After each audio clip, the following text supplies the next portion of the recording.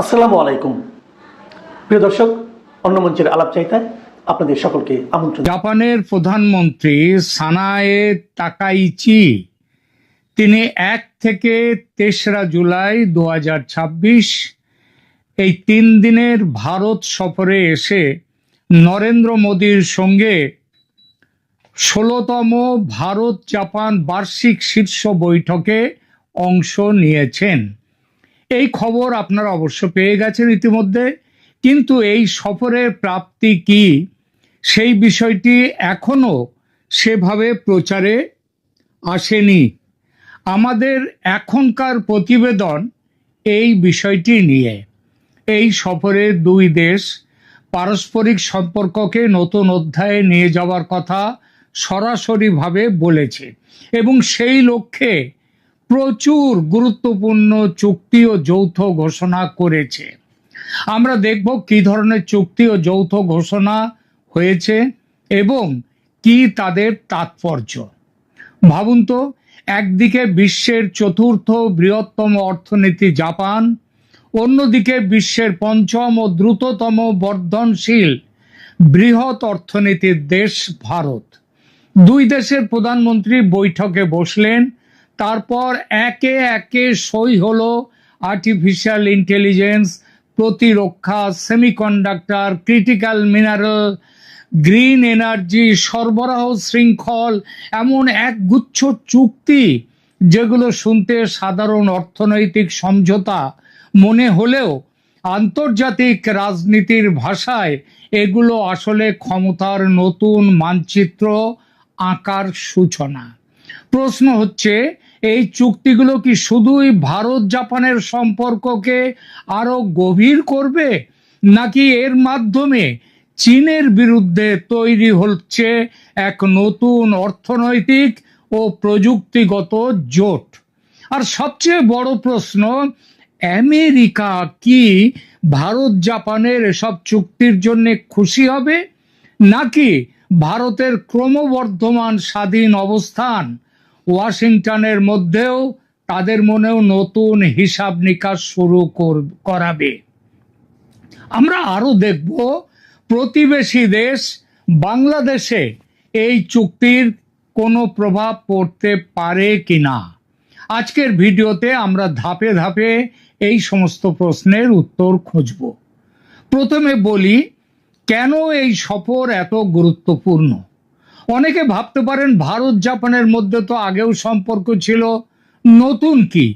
আসল পরিবর্তনটা এসেছে আন্তর্জাতিক পরিস্থিতিতে, আর তারই দরুন এবারের এই সম্মেলনে যে সমস্ত চুক্তি বা সমঝোতা এলো দুই দেশ, তাদের একটা আলাদা গুরুত্ব আছে।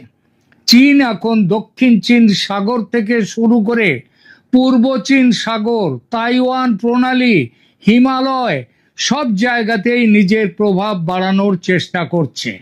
অন্যদিকে ইউক্রেন যুদ্ধ এবং পশ্চিম এশিয়ার অস্থিরতা দেখিয়ে দিয়েছে বিশ্ব অর্থনীতি কয়েকটি দেশের ওপর অতিরিক্ত নির্ভর যদি করে বিশ্বের অর্থনীতি, তাহলে পুরো শিল্প ব্যবস্থা বিপর্যস্ত হয়ে যেতে পারে।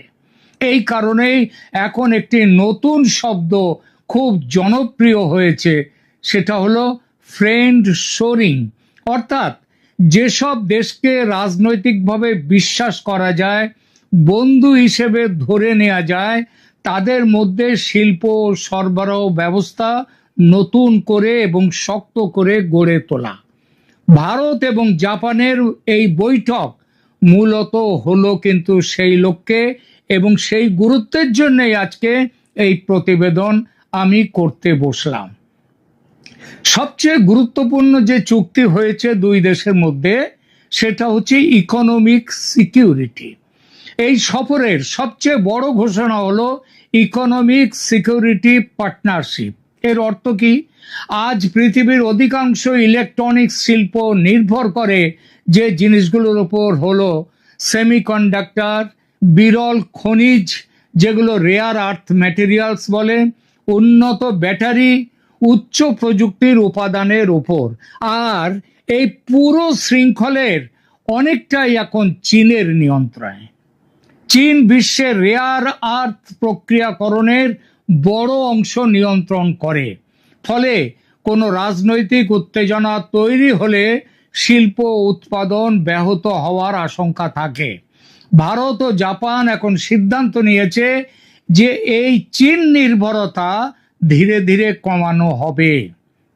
ভারতের খনিজ সম্পদ, বিশাল বাজার এবং উৎপাদন সক্ষমতার সঙ্গে জাপানের প্রযুক্তি এবং বিনিয়োগ, তাদের আর্থিক শক্তি, এগুলো মিলিয়ে নতুন একটা সরবরাহ ব্যবস্থা গড়ে তোলার পরিকল্পনা নিয়েছে ভারত এবং জাপান একসাথে। এটি দীর্ঘমেয়াদে শুধু দুই দেশের জন্য নয়, বহু আন্তর্জাতিক কোম্পানির জন্যও বিকল্প কেন্দ্র তৈরি হতে পারে। এবং এই বিকল্প কেন্দ্র তৈরি হলে ভারতে ওই সমস্ত যে আন্তর্জাতিক কোম্পানি, তারা চীন ছেড়ে ভারতে উঠে আসবে। এরপর উল্লেখ করতে হয় আর্টিফিশিয়াল ইন্টেলিজেন্স এবং সেমিকন্ডাক্টর, যা কিনা ভবিষ্যতের যুদ্ধ। আগে যুদ্ধ তো তেল নিয়ে, এখন যুদ্ধ হচ্ছে চিপ নিয়ে। এআই চালাতে লাগে শক্তিশালী সেমিকন্ডাক্টর। জাপান এই প্রযুক্তিতে বহুদিনের অভিজ্ঞ। ভারতের শক্তি, জাপানের শক্তি হচ্ছে কি তাদের প্রযুক্তিগত অভিজ্ঞতা। ভারতের শক্তি সফটওয়্যার, ডিজিটাল অবকাঠামো এবং বিপুল সংখ্যক প্রযুক্তিবিদ। এই দুই শক্তি একত্রিত হলে নতুন এআই প্ল্যাটফর্ম, উন্নত উৎপাদন, স্বয়ংক্রিয় শিল্প এবং প্রতিরক্ষা প্রযুক্তিতে বড়সড় অগ্রগতি। এখানে আরেকটি গুরুত্বপূর্ণ বিষয় আছে। আমেরিকা চীনের কাছে উন্নত এআই চিপ রপ্তানিতে বহু সীমাবদ্ধতা আরোপ করেছে। এই পরিস্থিতিতে এআই শিল্প, এআই চিপস, এই শিল্পটা যদি ভারতে নেওয়া যায়, এই পরিস্থিতিতে ভারত জাপান যৌথ প্রযুক্তি তার উন্নয়ন এশিয়ায় নতুন ভারসাম্য তৈরি করতে পারে। এরপর উল্লেখযোগ্য হচ্ছে প্রতিরক্ষা সহযোগিতা দুদেশের, যা কিনা চীনের উদ্বেগের কারণ। এই সফরের একটা বড় প্রাপ্তি হলো প্রতিরক্ষা সহযোগিতা। দুই দেশ শুধু যৌথ সৈন্য মহড়া নয়, ভবিষ্যতে প্রতিরক্ষা সরঞ্জাম যৌথভাবে উন্নয়নের দিকেও এগোচ্ছে। এটি কেন গুরুত্বপূর্ণ? কারণ দেখুন, জাপান দ্বিতীয় বিশ্বযুদ্ধের পর দীর্ঘদিন প্রতিরক্ষা রপ্তানিতে প্রতিরক্ষার ব্যাপারে তাদের ওপরে অনেক বাধা নিষেধ ছিল। প্রতিরক্ষা রপ্তানিতেও তাদের অত্যন্ত সংযত রাখা হয়েছিল এবং তাদের যে প্রতিরক্ষা ব্যাপারটা অনেকটা দেখে এসছে আমেরিকার বহু সৈন্য জাপানে আছে। এখন পরিস্থিতি বদলাচ্ছে। পূর্ব চীন সাগরে নিয়মিত সামরিক উপস্থিতি বাড়িয়ে চলেছে। ভারত লাদাখ সীমান্তে চীনের চাপের মুখে। অর্থাৎ ভারত জাপান দুই দেশই একই কৌশলগত চাপ চীনের কাছ থেকে অনুভব করছে। এই কারণে প্রযুক্তি ভাগাভাগি এবং যৌথ প্রতিরক্ষা উন্নয়ন ভবিষ্যতে ইন্দো প্যাসিফিক অঞ্চলের নিরাপত্তা কাঠামোকে আরো শক্তিশালী করতে পারে। এসব চুক্তির চীনের ওপর সম্ভাব্য প্রভাব কি হতে পারে, এটা দেখা যাক। এটাই এই মুহূর্তের সবচেয়ে গুরুত্বপূর্ণ প্রশ্ন। চীন কি ভয় পাবে? ভয় শব্দটি নিশ্চিতভাবেই অতিরঞ্জিত, তবে উদ্বিগ্ন হওয়ার যথেষ্ট কারণ রয়েছে চীনের। কারণ যদি ভারত জাপান মিলে বিকল্প সাপ্লাই চেইন গড়ে তোলে, তাহলে বহুজাতিক সংস্থা ধীরে ধীরে উৎপাদনের একটি অংশ চীনের বাইরে সরিয়ে নিতে পারে এবং তাদের অবশ্যম্ভাবী গন্তব্য হবে ভারত। এর ফলে চীনের উৎপাদন নির্ভর অর্থনীতি প্রতিযোগিতার মুখে পড়বে। দ্বিতীয়ত, ভারত জাপান অস্ট্রেলিয়া এবং আমেরিকা এরা মিলে তো কোয়াড তৈরি করেছে এবং আরো অন্যান্য অংশীদার দেশের মধ্যে প্রযুক্তি ও নিরাপত্তা সহযোগিতা বাড়লে ইন্দো প্যাসিফিকে চীনের কৌশলগত স্বাধীনতা অনেকটাই সীমিত করা যেতে পারে। তবে এটাও মনে রাখতে হবে, চীন এখনো বিশ্বের অন্যতম বৃহৎ উৎপাদন কেন্দ্র এবং সর্ববৃহৎ উৎপাদন কেন্দ্র বললেও হয়তো বেশি বলা হবে না। অতএব এই পরিবর্তন যেটা চাওয়া হচ্ছে, ভাবা হচ্ছে, সেটা রাতারাতি হবে না। এটা একটা দীর্ঘমেয়াদী প্রতিযোগিতা। এই চুক্তিতে আমেরিকা কোন চোখে দেখছে? এই চুক্তিকে আমেরিকার লাভ না ক্ষতি ভারত জাপানের এই চুক্তিতে? এবার আসি এই কথায়। প্রথম নজরে মনে হতে পারে আমেরিকার তো খুশি হওয়ারই কথা, কারণ ওয়াশিংটন বহুদিন ধরে চীনের বিকল্প সরবরাহ ব্যবস্থা তৈরির পক্ষে। সেই দিক থেকে ভারত জাপান সহযোগিতা আমেরিকার বৃহত্তর কৌশলের সঙ্গে সামঞ্জস্যপূর্ণ। তবে আরেকটি দিকও আছে, ভারত কখনোই কোনো সামরিক জোটের অধীনস্থ রাষ্ট্র হতে চায় না। সেটা আমেরিকারও হয়নি, রাশিয়ারও হয়নি, কারোরই হয়নি। ভারত চায় আমেরিকার সঙ্গে কাজ করবে, জাপানের সঙ্গে কাজ করবে, রাশিয়ার সঙ্গে কাজ করবে, প্রয়োজন হলে অন্য অংশীদার এমনকি চীনের সঙ্গেও নিজস্ব স্বার্থে, নিজেদের স্বার্থে সহযোগিতা করবে। অর্থাৎ ভারতের লক্ষ্য কৌশলগত স্বায়ত্ত শাসন। এই অবস্থান ভবিষ্যতে আমেরিকাকেও ভারতের সঙ্গে সমান মর্যাদার ভিত্তিতে সম্পর্ক বজায় রাখতে বাধ্য করতে পারে, নয় করবে, এবং সেটা করা শুরু হয়ে গেছে ইতিমধ্যেই। এই বাধ্য করা ব্যাপারটা আমেরিকার অহমিকায় আঘাত করতেই পারে। দেখছেন না, বাণিজ্য চুক্তি নিয়ে সারা পৃথিবীর বেশিরভাগ দেশ যখন আমেরিকার কাছে সারেন্ডার করেছে, ভারত সারেন্ডার করেনি। ভারত এখন নিজের টার্মসে চুক্তির কথা বলছে। আমাদের কথা শুনে চুক্তি করতে হবে, ভারত বলছে আমেরিকাকে, কারণ ভারতের কাছে বিকল্প বাজার আছে। আজকে ইউরোপীয় ইউনিয়নের সাথে যে চুক্তি হয়েছে ভারতের, সে সম্পর্কে বলা হয়েছে কি, ইউরোপীয় ইউনিয়নের থেকেই বলেছে মাদার অফ অল ডিলস। এর সাথে সাথে ব্রিক্স এর দেশগুলো রয়েছে, ব্রিক্স এর দেশের মধ্যে একের পর এক অন্যান্য দেশ আসছে। সুতরাং ভারতের কাছে বিকল্প বাজার এসে গেছে। কত টাকার চুক্তি হলো, এটা প্রশ্নটা নিশ্চয়ই আপনাদের অনেকের মাথায় এসেছে, যে ভারত জাপানের এই যে চুক্তি হলো, এর মোট আর্থিক মূল্য কত? দেখুন, সরকারি নথিতে প্রতিটা সমঝোতার আর্থিক মূল্য প্রকাশ করা হয়নি। তবে যেটা জানা গেছে, যে সরকারি চুক্তির পাশাপাশি দুই দেশের বেসরকারি সংস্থাগুলোর মধ্যে 129টি বাণিজ্যিক সমঝোতা হয়েছে। আর এর সম্ভাব্য মূল্য প্রায় 2 ট্রিলিয়ন জাপানি ইয়েন। ডলারে হিসাব করলে সেটা প্রায় দাঁড়ায় 28 থেকে 30 বিলিয়ন মার্কিন ডলার। এর সঙ্গে সরকারি অবকাঠামো, প্রযুক্তি, এআই, প্রতিরক্ষা, সাপ্লাই চেইন সহযোগিতার দীর্ঘমেয়াদী প্রকল্পগুলোর মূল্য, আর্থিক মূল্য যোগ করলে আগামী কয়েক বছরে এই অংশীদারিত্বের আর্থিক পরিমাণ 2 ট্রিলিয়ন ডলার ছাপিয়ে যেতে পারে বলে অনেক বিশ্লেষকের ধারণা। অর্থাৎ এটা কেবল একটি কূটনৈতিক সফর নয়, এটা ভবিষ্যতের অর্থনীতিতে বিনিয়োগ। অর্থনীতির কথা যখন উঠল, একটা তথ্য জানা খুব দরকার, বলাটাও খুব দরকার আমার। আজ বিশ্বের সবচেয়ে বড় অর্থনীতিগুলো কোনটা?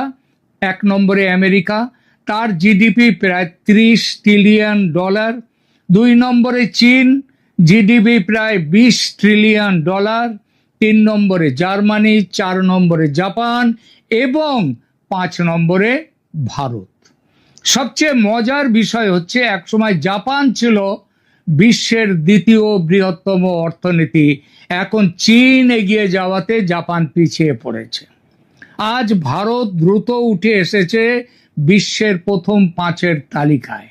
এখন বিশ্বের 4র্থ বৃহত্তম অর্থনীতি জাপান এবং 5ম বৃহত্তম অর্থনীতি ভারত যদি প্রযুক্তি, প্রতিরক্ষা এবং শিল্প উৎপাদনে হাত মেলায়, তাহলে আন্তর্জাতিক বাজারে তার প্রভাব যে বিশাল বিশাল হবে সেটা বলাই বাহুল্য। শুধু অর্থনীতি নয়, আমেরিকার সঙ্গে জাপানের সামরিক জোটে কি প্রভাব পড়বে সেটাও দেখার বিষয়।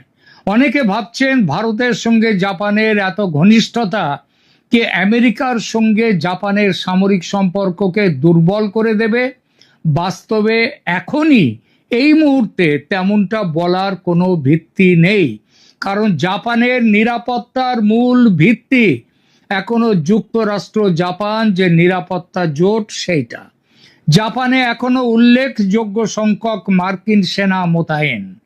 বরং অনেক বিশ্লেষক মনে করেন ভারত জাপান সহযোগিতা বরং আমেরিকার স্বার্থ, আমেরিকার যে ইন্দো প্যাসিফিক যে কৌশল, সেই কৌশলকেই আরো শক্তিশালী করবে।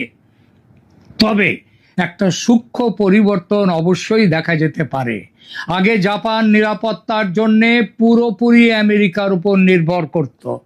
এখন যদি ভারতের মতো আঞ্চলিক শক্তির সঙ্গে প্রতিরক্ষা প্রযুক্তি ও উৎপাদনে গভীর সম্পর্ক গড়ে ওঠে, তাহলে ভবিষ্যতে জাপানেরও কৌশলগত বিকল্প বাড়বে। এতে আমেরিকার সঙ্গে জোট ভাঙবে না, কিন্তু জাপান আরো আত্মনির্ভর ও বহুমুখী অংশীদারিত্বের দিকে এগোবে। বাংলাদেশের কি হবে? বাংলাদেশ কি এই চুক্তির ফলে নতুন কোনো কূটনৈতিক চাপে পড়বে? একটি গুরুত্বপূর্ণ তথ্য আপনাদের নিশ্চয়ই জানেন যে স্বাধীনতার পর থেকে বাংলাদেশের সবচেয়ে বড় দ্বিপাক্ষিক উন্নয়নের সহযোগী দেশ হচ্ছে কিন্তু জাপান। জাপান থেকে একটি রাষ্ট্র হিসেবে বাংলাদেশের সব থেকে বেশি ঋণ ওয়ার্ল্ড ব্যাংক, তারপরে এডিবি এবং তারপরে চীন নয় জাপান। জাপানের কাছ থেকে বেশি ঋণ।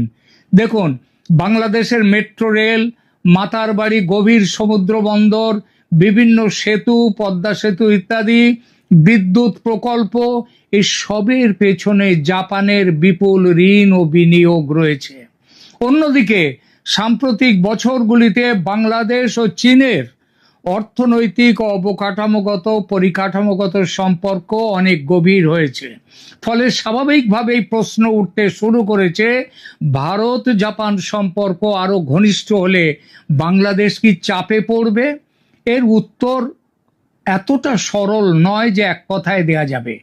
জাপান সাধারণত উন্নয়ন সহযোগিতাকে ভূ রাজনৈতিক প্রতিদ্বন্দ্বিতার সঙ্গে সরাসরি মেশাতে চায় না। তাই শুধুমাত্র ভারত জাপান ঘনিষ্ঠতার কারণে বাংলাদেশের ঋণ বা প্রকল্পে তাৎক্ষণিক কোনো পরিবর্তন হবে এমন প্রমাণ নেই। তবে যদি ভবিষ্যতে ঢাকা এমন কোনো নীতি গ্রহণ করে বা বড় বেশি চীন ঘনিষ্ঠ হয় এবং টোকিওর যে ইন্দো প্যাসিফিক কৌশল বা আঞ্চলিক স্থিতিশীলতার সঙ্গে যদি কোনো সংঘাত তৈরি করে, তাহলে জাপান তার বিনিয়োগ, ঋণ বা কৌশলগত অগ্রাধিকার বাংলাদেশ থেকে সরিয়ে নিতে পারে, নতুন করে মূল্যায়ন করতে পারে।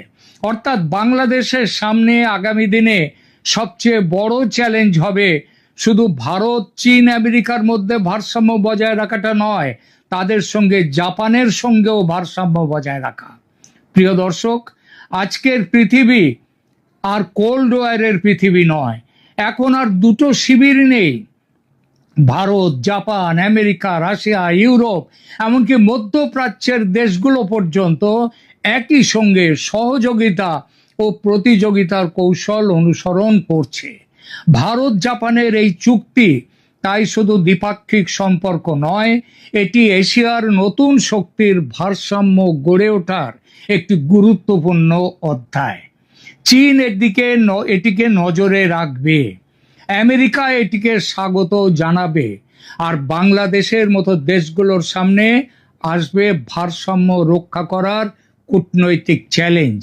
এই চ্যালেঞ্জ আরো জটিল হয়ে উঠবে আগামী দিনে। এই সফরের, জাপানি প্রধানমন্ত্রীর এই সফরের আসল তাৎপর্য কয়েকটা চুক্তিতে সীমাবদ্ধ নয়, বরং এটা দেখিয়ে দিল এশিয়ার শক্তির ভারসাম্য ধীরে ধীরে বদলাচ্ছে। ভারত শুধু এখন একটা বড় বাজার নয়, বরং প্রযুক্তি, প্রতিরক্ষা, উৎপাদন এবং আন্তর্জাতিক সরবরাহ ব্যবস্থার কেন্দ্র হিসেবে নিজেকে প্রতিষ্ঠিত করার চেষ্টা করছে ভারত। জাপানও বুঝেছে আগামী দশকে এশিয়ায় যদি কোনো নির্ভরযোগ্য অংশীদারের উপর বড় আকারে বিনিয়োগ করতে হয় তাহলে তার নাম হচ্ছে ভারত।